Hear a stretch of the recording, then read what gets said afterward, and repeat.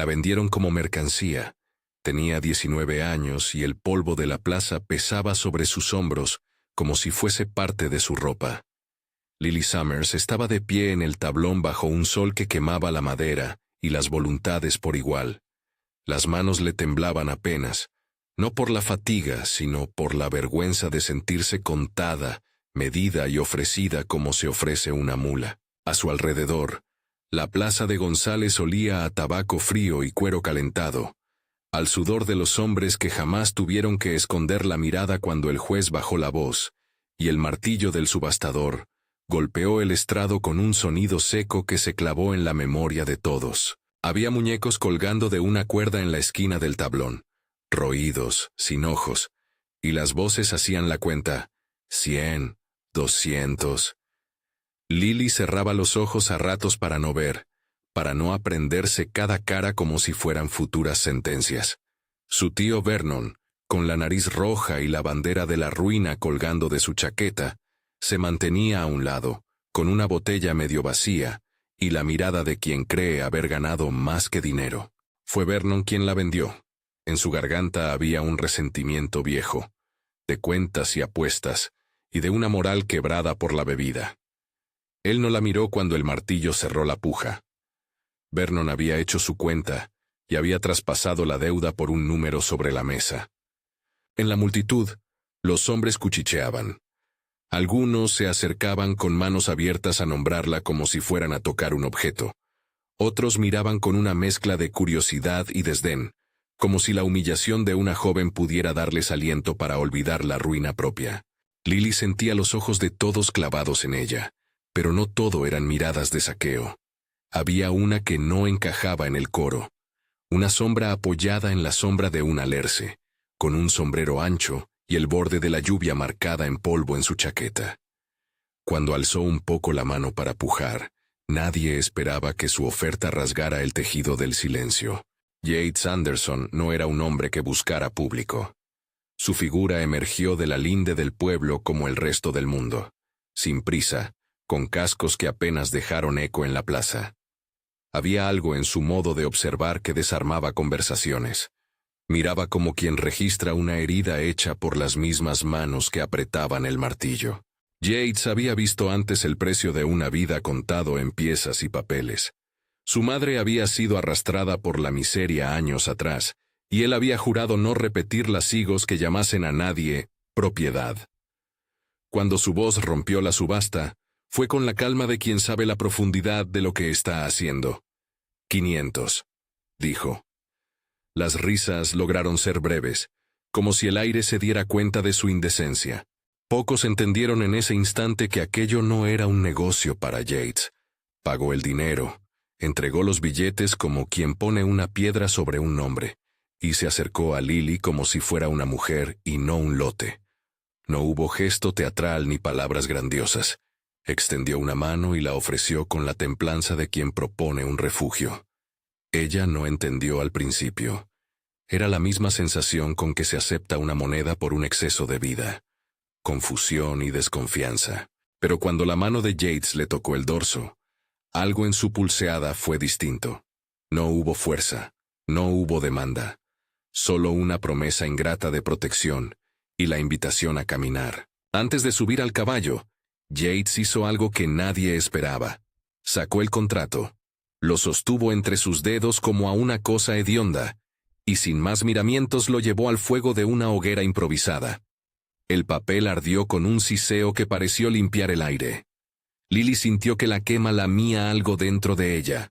No era la ley oficial la que se deshacía, lo sabía, pero la vereda que había llevado hasta allí quedaba marcada por las cenizas que el viento dispersó hacia la llanura. Yates, sin solemnidad, le dijo muy cerca para que solo ella y el crepitar entendieran: «No eres de nadie». Fue una frase sencilla, pero bastó para que a Lily la respiración se le hiciese otra vez propia. Más tarde, al pasar por la sombra de la plaza, con el polvo levantándose en sus pasos, Yates añadió con la mirada fija en la distancia: «Esto es simbólico. Puede costarme problemas si alguien decide perseguirnos por ello. Pero prefiero una demanda a quedarme sin moverme cuando sé que puedo hacer algo». No buscó absoluciones ni alabanzas. Lily oyó en sus palabras la urgencia de un hombre que estaba pagando una deuda con su pasado, con la historia de su madre que él no pudo salvar.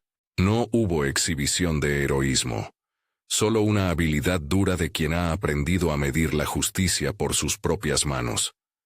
Si esta historia te atrapa, suscríbete para más relatos similares. El viaje hacia el rancho fue largo en silencios y pequeños gestos. Lily fue sentada entre mantas algo raídas sobre la montura del caballo de Yates, con la cara vuelta al viento que eliminaba las cenizas que aún quedaban en su pelo. No hablaban mucho. Ella observaba los bordes de su nueva prenda de vida, el horizonte que cambiaba de color, la línea de árboles que se deshacía y se volvía parte del paisaje, las sombras de los buitres que marcaban el paso. Cada vez que un recuerdo cruzaba su mente, la dureza de las manos del subastador, el gesto de Vernon al contabilizar ganancias, Yates la miraba con una paciencia que no exigía respuestas. El rancho de Anderson se abría como una promesa que había aprendido a ser humilde. No era una hacienda majestuosa. Constaba de una casa de madera con el porche carcomido por el tiempo, un granero para el heno y un cercado que protegía el espacio en donde el ganado pastaba en su ritmo lento. La tierra olía a frescor, a estiércol, a hierba recién cortada. Allí trabajaban algunos hombres de confianza. Thomas, un labriego de manos toscas y buen humor, y los Henderson, un matrimonio vecino que más que ayuda ofrecía compañía y cuidados. Aquella no era riqueza ostentosa. Era la clase de lugar donde los nombres se aprenden al pronunciar la gente en la mesa. Yates ofreció a Lily lo que podía dar con honestidad: trabajo remunerado, techo, y la posibilidad de aprender oficios que la hicieran menos vulnerable. No le dio títulos ni promesas de redención solemne. Le ofreció tareas, herramientas y la libertad de quedarse o irse. Para muchos, la simple mención de pago podría haber sonado como otra forma de traspaso, pero Yates dejó claro desde la primera noche que ningún salario sería usado para justificar que ella perteneciese a su casa. La contabilidad de aquel rancho no pretendía ser premisa de dominación, sino solo la manera en que la vida diaria se arregla. Y Lily, con desconfianza y esperanza, aceptó. Los primeros días fueron de curación física más que emocional. Lily tenía la piel marcada por el roce de sogas y manos que la tantearon sin permiso. Tenía cicatrices de silencio. Thomas sabía curar heridas de herrador y también sabía ofrecer té con un contenido de dulzura que no preguntaba. El primer baño real que recibió en la casa fue al amparo de toallas ásperas y un tazón de agua tibia calentada al fuego. El vapor subió como un conjuro, y con él se fueron pequeñas pelusas del pasado. Yates pocas veces cruzaba la sala mientras ella se aseaba. Su respeto por la intimidad era parte de la manera en que consolaba. Cuando ella emergía con el cabello recogido y la mirada baja, él simplemente colocaba junto al plato una ración de pan más grande y un gesto que decía: «No estás sola en esto». Había en el rancho una cadencia que parecía hecha para rehacer humanos. Las mañanas eran de ordeño y de aperturas de puertas. Las tardes, de reparos de vallas, y las noches, de mesas largas donde la conversación se iba tornando una red de pertenencia. Lily aprendió a desgranar maíz, a coser un botón sin punzar la yema del dedo, a domar un potro inquieto. Hubo caídas e inevitables torceduras, pero en cada intento, la tierra parecía devolver un pedazo de dignidad. Su cuerpo comenzó a recordar el trabajo como herramienta de pertenencia, no como condena. No todo fue ausencia de miedo. Las primeras noches, despertaba con el murmullo de las calles en su oído, creyendo oír pasos que la llevaban de nuevo al tablón. A menudo se sorprendía sosteniendo la ceniza entre los dedos, como quien revisa si algo del pasado persistirá. Yates, por su parte, le habló poco de su madre, pero cuando lo hizo su voz se volvió de una gravedad que iluminaba su rostro. Ella fue vendida en una época donde nos midieron por lo que teníamos. Yo era un niño entonces. Le prometí que, si alguna vez tenía poder suficiente para hacerlo, No volvería la mirada. No se trata de comprar a nadie. Se trata de mirar lo que otros ignoran y hacer lo que quede en nuestra mano. Aquellas palabras no eran lecciones. Eran confesiones que explicaban su decisión con una sinceridad que a veces pesaba tanto como la culpa. Lily le devolvía favores con lealtad. Remendaba ropa, cuidaba del huerto tras las manos arrugadas de Mrs. Henderson, y aprendía a etiquetar cada gris del amanecer con su propio nombre. Fue en una de esas tardes, al recoger la cosecha con el sol oblicuo en el hombro, cuando comprendió que el trabajo podía ser un mapa que la devolviera a sí misma. Cada surco cavado, cada semilla plantada, era un voto silencioso por la vida que quería mantener. No era la recuperación inmediata de una heroína de novela. Era un reconstituirse hecho de costuras y paciencia. El pueblo, sin embargo, no era tan sencillo. En la plaza, las voces tardaron en olvidarse. Rumores circulaban como moscas alrededor de un bocado. La compró. ¿Por qué sacó el contrato al fuego? O el más cruel, cualquiera que la proteja debe tener un interés. Los Hendersons se encargaron de defenderla con la discreción de quienes conocen la bondad sin altar. Mr. Henderson devolvería la mirada a cualquiera que insinuara algo. Y Mrs. Henderson ofrecía platos sin comentarios. Fueron ellos quienes, más de una vez, sirvieron de barrera entre Lily y la lengua afilada del pueblo. Su casa se volvió santuario y pregón a la vez. Allí se celebraban cumpleaños y se lavaban las penas. En la lejanía del rancho, la figura de Vernon continuaba siendo sombra. Pasó el verano y, con él, el rumor se hizo más tangible. Vernon se dejaba ver por la taberna, soplando historias lanzadas al viento por la botella. No era el tipo de antagonista que buscaba la confrontación inmediata. Prefería envenenar con palabras, con insinuaciones que volvían la vida de Lily irritante y vulnerable. Una tarde, cuando las cosechas aún brillaban bajo el sol, una carta llegó al rancho, arrugada y con la firma de Vernon. Thomas la leyó en voz baja, y el color abandonó la cara de Lily. No importaba cuán lejos uno intentara poner la llanura entre sí y el pasado. Las figuras que venden, se arrepienten o se defienden, encuentran caminos para regresar. Yates, al ver la carta, dejó de lado su trabajo y señaló al oeste con su mano. «No lo dejes que te alcance», dijo sin aspavientos.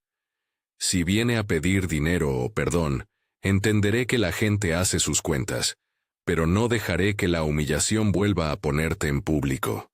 Lily sintió que en su pecho se agitaban dos cosas: gratitud y la persistente necesidad de decidir por sí misma. No quería que Yates asumiera el papel de salvador sin haberle permitido a ella elegir su propio rumbo. Por eso, con voz que tembló pero que se sostuvo, respondió: «No vine a ser protegida por lástima. Vine porque no tenía otra puerta, pero quiero aprender a abrir mis propias puertas». Fue la primera afirmación pública de su intención de ser más que un nombre marcado por una venta.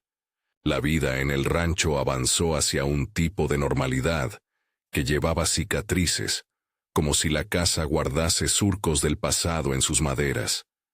Lily comenzó a enseñar a los niños del pueblo a leer bajo la sombra del nogal, y la plaza, que fue escenario de su humillación, empezó a oír otra clase de palabra, la de una mujer que no pedía lástima, sino herramientas. Fue un gesto pequeño, casi imperceptible para quienes no miraban de cerca, pero entre la gente del rancho y los Hendersons, fue la señal de que la reconstrucción de Lily iba más allá del trabajo con las manos. Era trabajo con la memoria y la autoestima. Conforme pasaban los meses, emergieron gestos de afecto que no confundían protección con posesión. Yates cortejaba con formalidad antigua, llevaba flores silvestres recogidas en los márgenes, hacía reparaciones en la casa sin pedir nada a cambio, y cierto día, frente a la chimenea, presentó un anillo sin palabras grandilocuentes. No fue una presión, fue una proposición que respetó el tiempo de Lily. «No quiero apresurarte, ni comprar tu lealtad con palabras», dijo. «Quiero ofrecerte una alianza. Si aceptas, no será porque te debo algo, sino porque ambas manos decidirán construir. Ella, que había conocido la venta y la ceremonia de intercambio, donde no se preguntaba con quién se casaba el alma, sintió el pulso distinto. Aceptó con la claridad de quien no cambia una deuda por otra. Aceptó porque deseaba una compañía basada en la voluntad compartida. No obstante, la calma no borró las sombras del mundo. Aquel otoño, cuando las hojas comenzaron a cubrir las sendas, una discusión en la pequeña tienda del pueblo fue suficiente para reabrir heridas. Vernon apareció, con cara de quien no perdona ni su sombra. Había venido con rumores en los bolsillos y viejas afrentas en la voz. No buscó el rancho todavía. Prefería que la gente, primero, se tragara sus palabras. Se decía que el dinero había ido a parar a manos de un vaquero extraño. Se decía que la quema del contrato no valía más que una escena teatral. Lily oyó las voces con la calma aprendida, pero dentro de ella algo se tensó como arco. No quería que su vida fuese el tema de charla, ni el objeto de codicia de hombres como Vernon. Una noche, mientras la lluvia golpeaba el tejado y la luz se hacía corta, Yates se sentó frente a la chimenea y con la voz baja, contó una historia que pareció encender la brasa en el corazón de Lily. La memoria de su madre vendida no era una anécdota que justificase todo. Era un juramento que no conocía final. Vi a mi madre ser llevada lejos, dijo. La sentí en mis manos como quien no puede retener lo esencial. Desde entonces, mi vida ha sido desenterrar pequeñas injusticias. A veces fallo. A veces hago daño por creer que puedo repararlo todo. Pero no podía quedarme quieto cuando supe que podía ser una de esas personas que desaparecen sin que nadie las nombre. Sus palabras no buscaban absolución. Buscaban compañía en la decisión. Lily lo escuchó y supo que, aunque su liberador era imperfecto, su intención era sostenida por un pasado que le dolía tanto como a ella. Comprendió que el gesto de quemar el contrato era simbólico pero necesario. La ceniza no borraba papeles de la justicia, pero borraba la imposición de un dueño sobre su nombre. Y si había riesgo legal, entonces ese riesgo sería compartido. Si alguien viene a reclamar lo que consideran suyo, responderemos con la verdad, dijo ella en aquella noche. No quiero que me protejas porque soy débil. Quiero que me acompañes porque has decidido hacerlo. El otoño se cerró con promesas de una estación dura. Las mesas se hicieron más ruidosas por la presencia de vecinos que traían alimento y noticias. La comunidad se convirtió en la red que sostenía lo que el Estado o la ley no podían gestionar. Aún así, la sombra de Vernon seguía al acecho. Una mañana, un mensajero trajo noticias de que él había sido visto cerca de la posada con un grupo de hombres que no parecían dispuestos a quedarse solo con palabras. Era la señal de que la historia de Lily no había terminado en el fuego de una plaza. Había agentes que, aún en 1878, practicaban la vieja costumbre de convertir a seres humanos en moneda de cambio.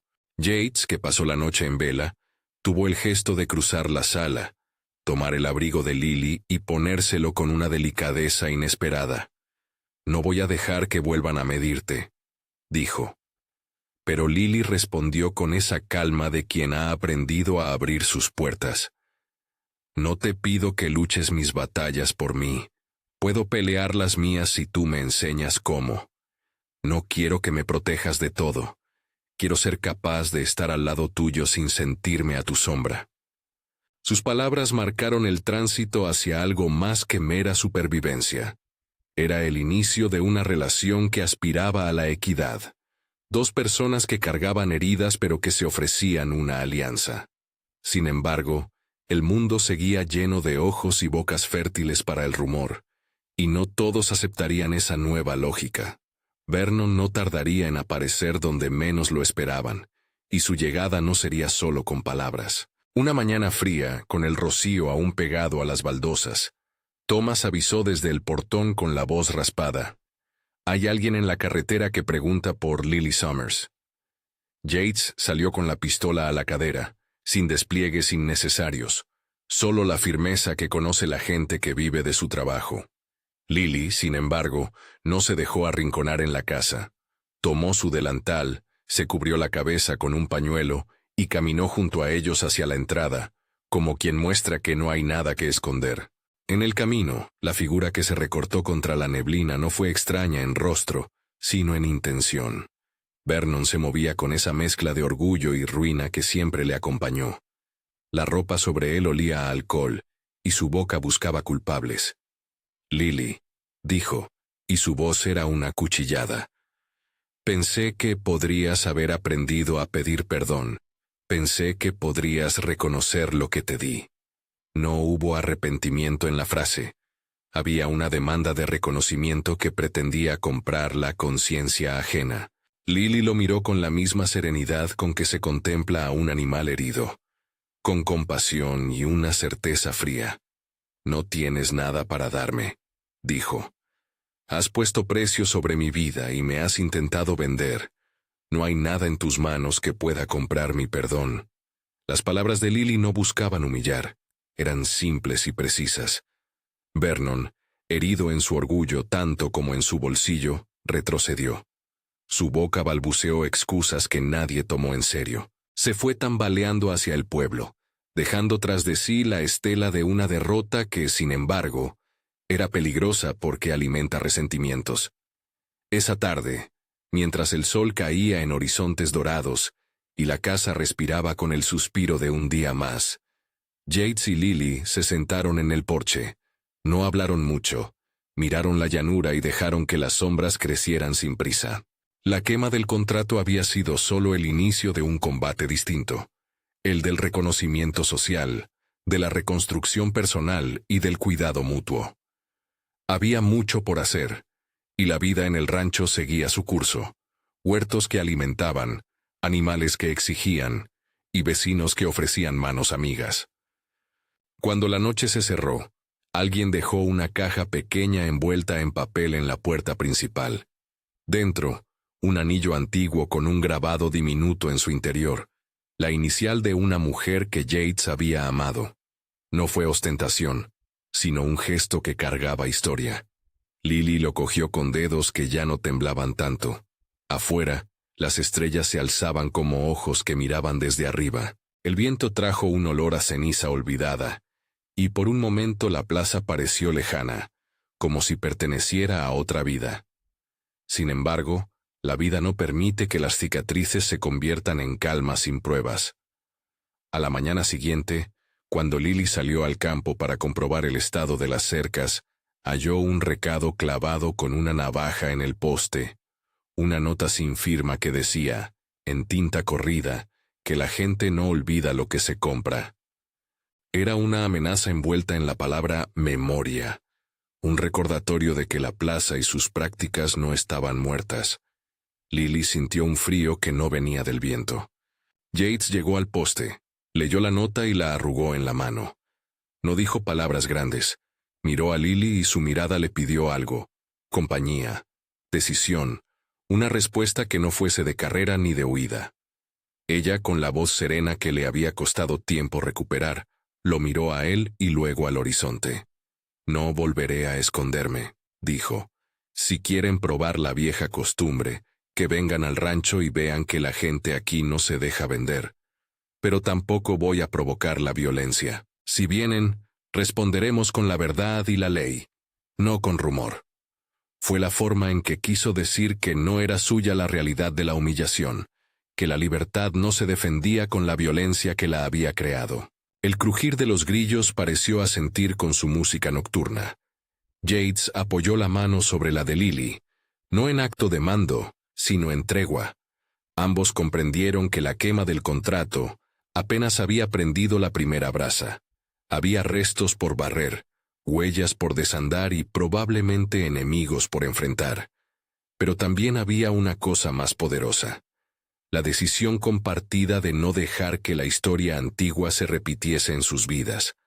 Cuando la noche cayó y la luz de la casa se hizo un faro entre la llanura, nadie sospechaba aún que la llegada de Vernon no sería la única tormenta. Alguien en el pueblo miraba con ojos que medían oportunidades.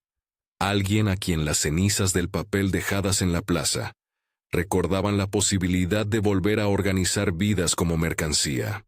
Y en el coraje paciente de Lily, de Yates y de la gente del rancho, se dibujaba la promesa de que la libertad se ganaba día a día, en compromisos, en trabajo y en la elección de nombrarse a uno mismo.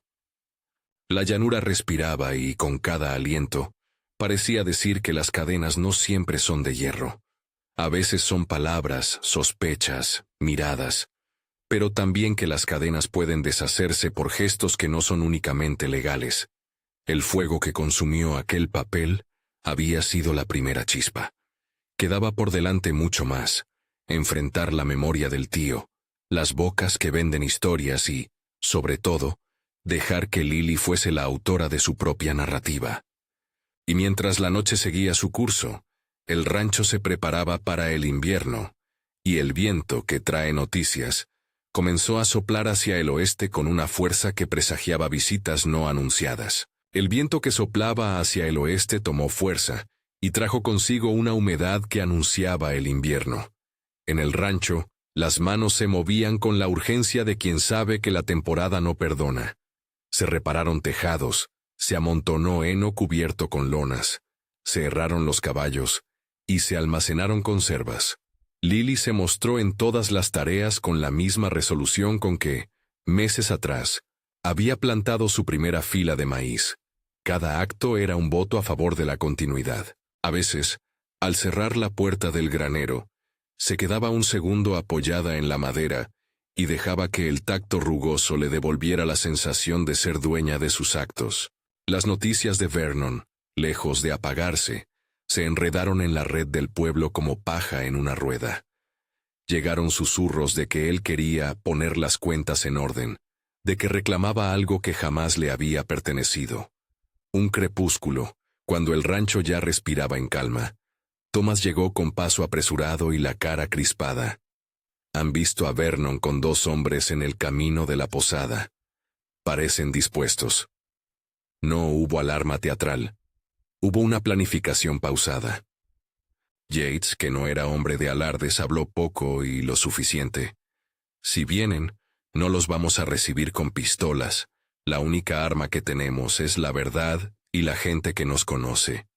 Lily, en vez de esconderse, se pasó la mano por el delantal y contestó: entonces la pondremos de pie, Yates, que sepan quién soy y qué puedo decir. Decidieron no esperar pasivamente a que el rumor se volviera violencia. El primer paso fue convocar al sheriff, con la misma naturalidad con que se convoca a una reunión de vecinos. No había arrogancia en la petición, solo la exigencia de que la ley cumpliera aquello que los papeles no habían podido proteger: el honor y la seguridad de una mujer. El sheriff, hombre de rostro curtido y pocas palabras, vino acompañado por Mr. Henderson y algunos granjeros. Escuchó la versión de Lily con gravedad, sin interrumpirla. Ella no buscó misericordia en su voz. Ofreció hechos: la venta en la plaza, el nombre de su tío, las fechas, la quema del contrato como gesto simbólico, y la declaración de que no aceptaría ser objeto de chantaje ni de remate social. Mientras tanto, en la plaza, Lily no se conformó con la defensa en la oficina del alguacil. Rehuyó el victimismo y organizó una reunión en la pequeña iglesia junto al nogal, donde las mujeres del pueblo escuchaban y poco a poco contaban sus propias historias de humillación y resistencia. No habló con florituras, habló con claridad.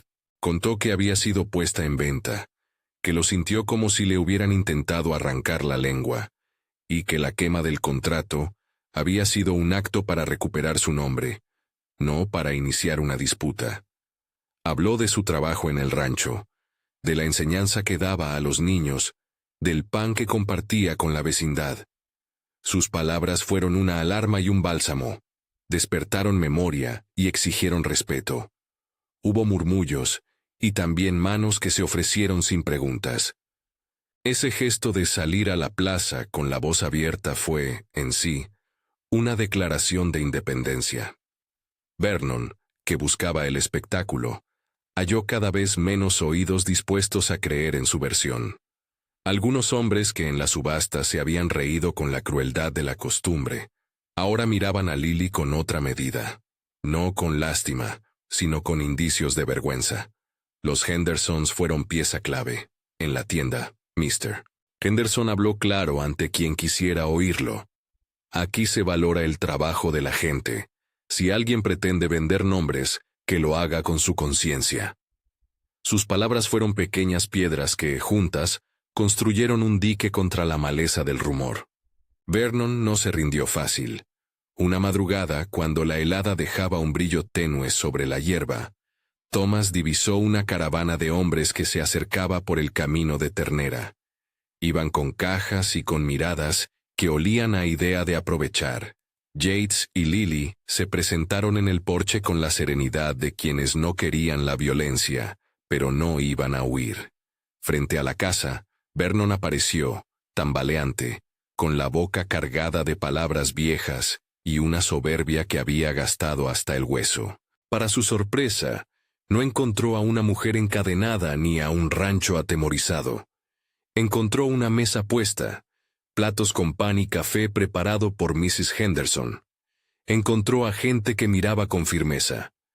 Ante esa escena, su desafío se deshilachó. La confrontación no necesitó de tiros ni de bravuconadas. Alguien ofreció escuchar a Vernon. Él, acostumbrado a la audiencia del martillo y la codicia, comenzó a hablar de deudas y de cómo la miseria lo había empujado. Habló de una vida rota por el alcohol y de una necesidad que lo empujó a lo indecible. Las palabras, sin embargo, no borran lo hecho. Lily le dijo, sin aspereza ni deseo de venganza, «Lo que hiciste fue venderme. No admito que me pidas reconocimiento por ello. No quieres honrar nada si no puedes aceptar tu culpa». Fue una reprensión que tenía en sí la fuerza de un juicio social, simple, sostenida, y que no buscaba destruir, sino marcar límites. Vernon terminó marchándose más solo que las sombras. Algunos decían que se lo vio caer en la taberna, y que desde entonces su andar se hizo más rígido. No hubo una escena de venganza, pero la ruina moral lo alcanzó. Nadie en el pueblo lo volvía a nombrar con la misma ligereza. Su nombre lentamente fue quedando en la boca como advertencia. El que quería comprar se convirtió en el que había perdido. No fue justicia de tribunal, pero la comunidad había proporcionado una sanción que la ley, en muchos casos, no sabe dictar. Con el peligro atemperado, la atención se orientó hacia la construcción de un porvenir. La vida en el rancho siguió su curso. Nacieron estaciones de trabajo que se transformaron en juegos para los niños. Los inviernos trajeron enfermedades menores, pero también noches de canciones junto al fuego.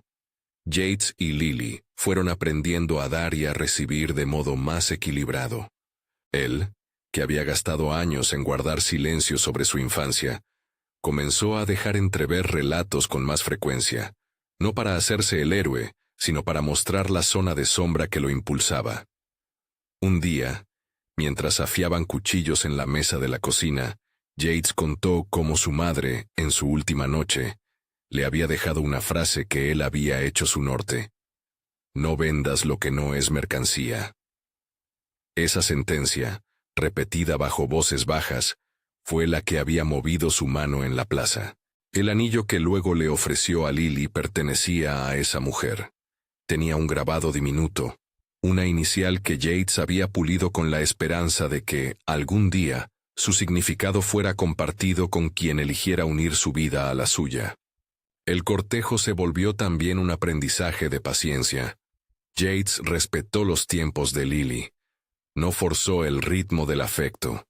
Los días se llenaron de pequeños cuidados, él dejando flores en la ventana de la cocina, ella confeccionando mantas con hilos que recogía tras reparar redes, él recogiendo agua del pozo al atardecer, ella enseñando a Rose a leer con las letras que recortaba en papel. Hubo noches en que ambos se despertaban por pesadillas y se encontraban en la penumbra, tomándose las manos con la naturalidad de quien sabe que no hay garantías, solo compañía. Fue ese acompañamiento lo que, sin grandes gestos, fue transformando la alianza en amor. La propuesta llegó en el invierno siguiente, bajo una luna que parecía la tapa de una olla colmada de hielo. Yates no organizó banquete ni gran escena. Llevó a Lily a la linde del campo, donde el viento había formado caprichosas figuras en la helada. Se arrodilló con la sencillez que le era propia, y con voz que apenas se quebró, ofreció el anillo de su madre. «Si me tomas», dijo, «no será por deuda ni por salvación, será porque elegimos andar un tramo de vida juntos, con todas las herramientas que tengamos». Lily, que había aprendido a medir las promesas por hechos y no por palabras, miró el anillo, vio las iniciales gastadas, y pensó en la mujer que había sido vendida años antes, y en aquella otra mujer que ahora tejía la mesa. Aceptó, no como sujeto que cambia su condición por moneda, sino como quien encuentra en otro un aliado. La boda fue sencilla. No hubo orquesta ni vestidos ostentosos, solo la iglesia del Nogal engalanada con ramas de pino y manos que arreglaron mesas hasta la última hora. Los vecinos trajeron galletas, pan casero, y sobre todo, su presencia. Mientras Yates y Lily se prometían en voz baja, el pueblo reconoció aquella unión como algo más que un contrato social. Era la conclusión sabedora de un camino donde la libertad había sido conquistada a base de trabajo, de exposición y de lealtad. El martillo de la subasta quedó en la memoria, pero ya sin la capacidad de mandar sobre la vida de nadie. Con los años llegaron Samuel, Rose y Henry, como capítulos nuevos que ampliaron la casa y la paciencia del rancho. Cada nombre fue un nudo más en la red de la familia. Samuel tuvo la mano robusta de su padre y un amor por los caballos que lo mantuvo en las praderas. Rose heredó la voz de su madre, clara, serena, capaz de reunir a la gente, y dedicó parte de su juventud a ayudar en la escuela que la comunidad había decidido levantar. Henry, el menor, llevaba en los ojos el brillo inquieto que lo empujó a explorar tierras más allá del valle. Los hijos crecieron en una casa donde la palabra libertad no era abstracción, sino la práctica de respetar al otro, de pedir consentimiento, de compartir labores. Aún así, la vida no se mantuvo ajena a pruebas. Hubo veranos secos que pusieron en jaque el sustento del ganado, enfermedades que vulneraron al hato, y una noche en que una tormenta arrancó un tramo de la cerca. En todas las pruebas, la respuesta fue comunitaria. Los vecinos, aquellos mismos que en la plaza habían dudado, se convirtieron en manos dispuestas. El rancho, que comenzó siendo un refugio, fue también una escuela de reciprocidad. Lily enseñaba a coser y a leer. Yates enseñaba a los jóvenes a entender el lenguaje de los animales y del relieve. Los Hendersons se hicieron abuelos adoptivos en más de una ocasión. Con cada estación superada, la familia fue ganando nietos, historias y una reputación que no se medía en dinero, sino en la confianza que inspiraban. Las secuelas de la venta nunca desaparecieron por completo.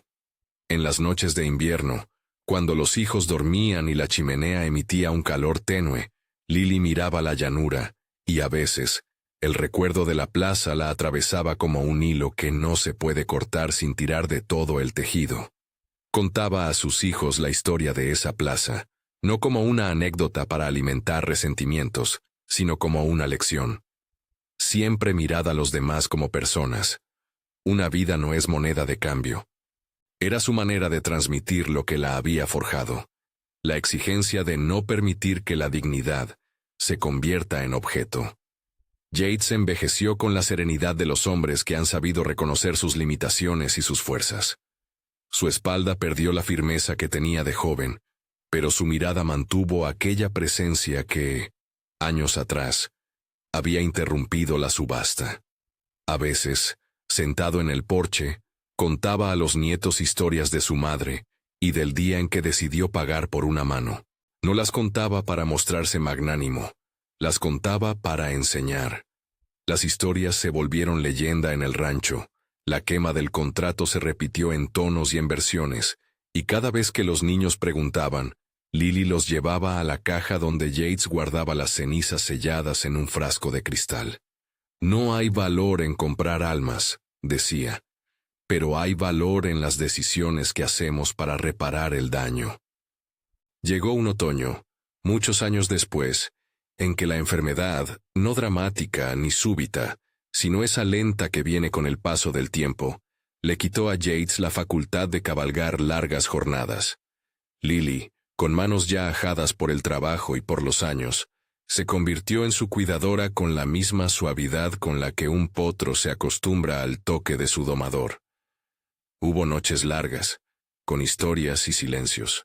En la última semana de su vida, Yates pidió que lo llevaran al porche, donde el horizonte se extendía como una promesa que él ya había conocido. Se quedó mirando el cielo y, con una voz que parecía desvanecerse en el crepitar del fuego, tomó la mano de Lily y murmuró: «Gracias por creer que la redención no se compra, se vive». Fue la despedida sencilla de quien no precisa grandeza. Ella, apoyada sobre su pecho, dejó que las lágrimas cayeran sin apuro. Cuando Yates murió, el rancho quedó vestido de un silencio que avanzó en cada esquina.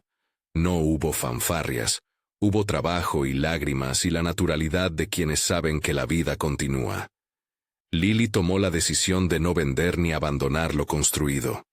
Dedicó el resto de su vida a la enseñanza y a la memoria. En los días posteriores al funeral, los vecinos trajeron plantas y alimentos, y los hijos se repartieron las tareas con la exactitud aprendida. Samuel tomó la responsabilidad de los caballos.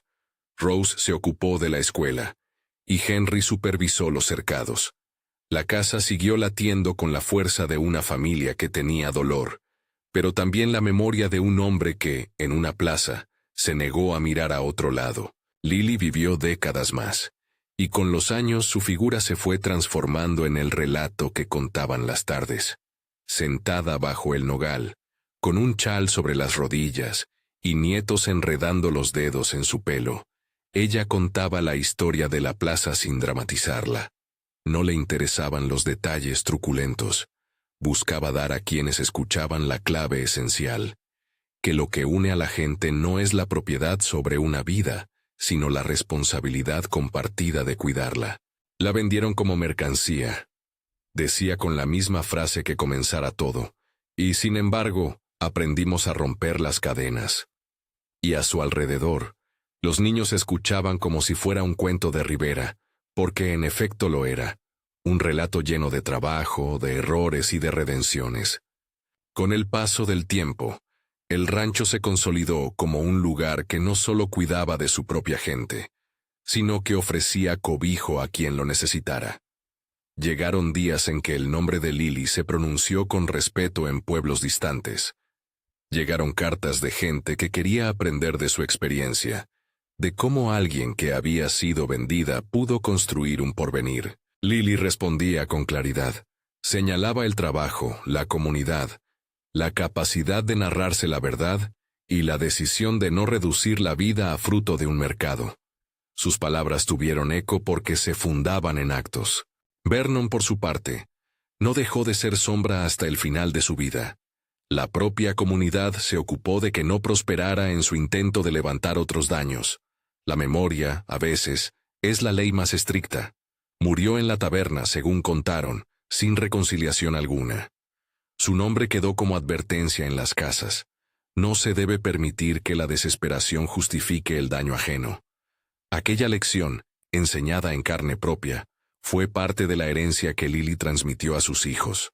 Cuando Lily envejeció tanto que la casa le resultó más grande de lo que ella podía abarcar, decidió que el rancho debía seguir en manos de la familia. Hizo escrituras y repartos, no como quien se desprende, sino como quien organiza la continuidad. Samuel y Rose, con sus parejas, aceptaron la responsabilidad, y Henry emprendió un viaje para registrar las historias que había recolectado. Lily se reservó la casita al lado del granero, un cuarto con vistas a la pradera, donde las mañanas le traían las voces de quienes ahora pasaban por la casa con confianza. En los últimos años, Lily labró una lápida simple para la parte del porche donde gustaba sentarse, no para ella, sino para la memoria de lo que había pasado en aquel tablón. La inscripción, breve y sin enfado, decía: Aquí se rompieron cadenas. No pretendía exhibir triunfo. Buscaba que quien leyera comprendiera que la libertad no había caído del cielo, sino que había sido forjada con actos. Dejó, también, un frasco con las cenizas guardadas en la caja de Yates, como símbolo de aquello que habían quemado una vez, y que con el tiempo se había hecho relato. Cuando al fin Lily murió, muchos acudieron al rancho. No hubo manifestaciones ostentosas. Hubo abrazos, manos que sostenían y una ceremonia sencilla bajo el nogal. En su epitafio, además de la inscripción sobre la casa, figuró un breve verso. No de su autor, sino una estrofa tomada de una canción que le gustaba. Que la tierra te sea leve y la historia te nombre. Los nietos, que ya eran adultos, recogieron las historias y las decoraron con los detalles que hacen perdurar las leyendas. Samuel continuó con los caballos. Rose convirtió la escuela en un lugar de reunión. Henry escribió un pequeño libro con recollections que se repartió entre quienes cercaban la llanura. El rancho siguió en pie. Los años, que todo lo matizan, no borraron la forma en que la plaza había intentado medir una vida. Pero el relato se volvió más poderoso que la subasta. En las reuniones familiares, a la hora del anochecer, los nietos corrían a la caja donde se guardaba el frasco con las cenizas y pedían que alguien contara la historia otra vez. Era una historia repetida no con orgullo, sino como advertencia y homenaje. La memoria de la degradación y la celebración de la reparación. En una tarde de verano, cuando el calor ondulaba en la llanura y las crías correteaban en torno al nogal, Rose tomó la palabra para decir algo que sintetizaba lo que la familia había aprendido. No se trató de un negocio. Ninguna vida es mercancía. Fue un acto de dos personas que eligieron enfrentar la injusticia, con riesgos y con errores, y transformarla en responsabilidad compartida. Sus palabras fueron escuchadas por jóvenes que nunca habían visto la plaza, pero pudieron entender la figura. La historia de cómo una mujer fue vendida, y cómo un vaquero pagó un precio solo para romper sus cadenas. Al cerrar la historia se repitió la imagen constante que había acompañado la vida de Lily. La ceniza que vuela en la llanura. No era una metáfora uniforme. Era la constatación de que incluso lo que arde puede volver al aire y mezclarse con la tierra, que la memoria no se guarda en papeles sino en los pulmones de quienes la cuentan. Entre juegos y conversaciones, los niños dejaron que las cenizas del frasco besaran la brisa, y esa nube diminuta se disolvió en el horizonte, justo donde las líneas del cielo y la tierra se confunden. La vendieron como mercancía, solían decir los abuelos en voz baja, repitiendo la frase como quien recuerda una advertencia. Y la otra mitad del relato, el vaquero que pagó el precio solo para romper sus cadenas, circulaba como testimonio de que hay gestos que modifican destinos. No se trataba de erigir a nadie en Salvador. Se trataba de reconocer que una acción puede desencadenar otras, que la valentía de mirar y de actuar honestamente cambia vidas. El rancho, con su porche, sus cercas y su escuela, quedó como evidencia de aquello. Cuando el sol bajó en la última escena, las voces de los nietos se perdieron en la brisa. Entre los susurros quedaba la certeza de que la memoria se transmite, y que la historia de Lily no era una lección para culpar ni para presumir, sino una invitación a sostener a quien lo necesita sin instrumentalizar su vida. Y en la lejanía, la plaza de González seguía existiendo como un lugar en la memoria, un recordatorio de lo que no debía repetirse, mientras el rancho se mantenía erguido, un faro sencillo que decía, sin alardes, que la libertad, cuando se cuida, se convierte en legado. Si esta historia te ha llegado al corazón, compártela con alguien que crea en las segundas oportunidades y en la fuerza de la comunidad.